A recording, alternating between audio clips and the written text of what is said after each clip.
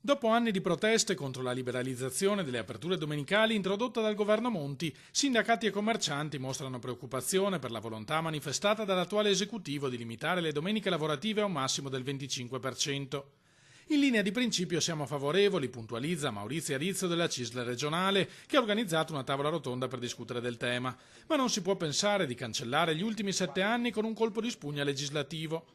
Oggi per molti esercizi commerciali di piccole dimensioni chiudere ogni domenica significherebbe la fine della loro attività. Credo che anche chi era contrario oggi si renda conto che i competitor, il vero competitore non è solo la grande distribuzione che ha fatto leva in questi anni, sono proprio l'e-commerce. Il sistema va riformato, sostengono dal sindacato, in accordo con le categorie e gli enti locali. Una quantità di domeniche programmate nel territorio con una pari opportunità, quindi su un quadrante a rotazione, quindi come le farmacie sono un servizio essenziale, sono calendarizzate con chiaramente aperture e chiusure. Così bisogna fare nel commercio, perché oramai i consumatori hanno dimostrato che i loro bisogni, il loro volere, la loro capacità di interesse e di consumo lo si fa anche alla domenica. Va pensata una revisione della legge, riducendo ovviamente le aperture domenicali, ma assegnando le competenze